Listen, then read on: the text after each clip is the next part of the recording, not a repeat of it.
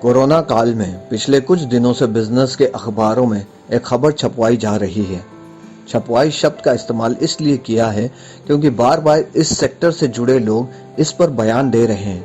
वो बयान ये है, सरकार खाने के खुले तेल की बिक्री पर रोक लगाने की तैयारी कर रही है। तर्क ये दिया जा रहा है कि लूज तेल में कोरोना का संक्रमण हो सकता है, इसीलिए बदले हालात में सरकार सिर्फ ब्रांडेड और पैकेज तेल को ही बेचना चाह रही है। अब आप सोचिए कि अगर सरकार ऐसा कुछ सोच विचार कर रही है तो इंडस्ट्री इसकी फील्डिंग क्यों कर रही है। दरअसल खाने के तेल सबके किचन में इस्तेमाल होते हैं, लेकिन शायद ही किसी ने इसकी कीमत पर ध्यान दिया होगा। बेशक मिडिल क्लास को कोई ज्यादा फर्क नहीं पड़ने वाला, क्योंकि वह पहले से ही पैक्ट और ब्रांड का दीवाना है। तो फिर फर्क किस पर पड़ेगा? दरअसल फर्क उन गरीबों और दिहाड़ी मजदूरों पर पड़ेगा।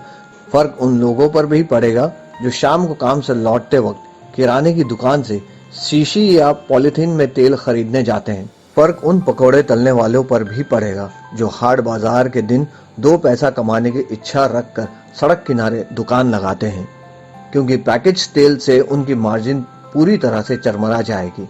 इसकी वजह यह है कि लूज तेल के मुकाबले ब्रांडेड पैकेज तेल बेचने वाली कंपनियां 50% मार्जिन कमाती है। आप जानकर चौंक जाएंगे कि खाने के तेल के बाजार में ऐसे लोगों की हिस्सेदारी 40% की है। यानी अभी जो भी पैकेज तेल बिकता है वह गरीबों और दिहाड़ी मजदूरों की पहुंच से दूर है। दरअसल इसी बाजार पर इन कंपनियों की नजर है जो कोरोना भरोसे छींका टूटने का इंतजार कर रही है। दलील दी जा रही है कि खाने के तेल में कोरोना का संक्रमण हो सकता है, लेकिन लोगों के जहन में कोरोना का भय इस तरह बैठ गया है कि अच्छे लोग भी शायद तर्क करने की स्थिति में नहीं है, और लोगों की इसी मानसिकता का कुछ लोग फायदा उठाने की जुगत में लगे हैं। तो देश हित में तर्क जरूरी है। नंबर 1, तर्क ये है कि ये कहां सिद्ध हुआ है कि खाने का तेल भी कोरोना से संक्रमित हो सकता है। नंबर 2, पानी में कोरोना का प्रमाण अभी तक नहीं मिला है, तो तेल को लेकर भ्रम क्यों फैलाया जा रहा है। नंबर 3, वैसे भी तेल का इस्तेमाल पानी की तरह ग्लास में लेकर पीने के लिए नहीं किया जाता है। तेल का इस्तेमाल महज तलने के लिए किया जाता है और इससे पहले तेल को खौलाया जाता है। नंबर 4, खौलते हुए तेल को कोरोना कितना संक्रमित करेगा, इसका जवाब तो खुद कोरोना को ही आकर देना पड़ेगा।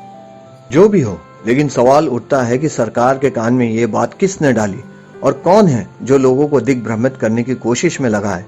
अभी तक ये साफ नहीं हो सका है, लेकिन जो कंपनियां इसे लेकर दीवानगी दिखा रही है वे खुद के ऊपर शक करने की वजह जरूर दे रही है।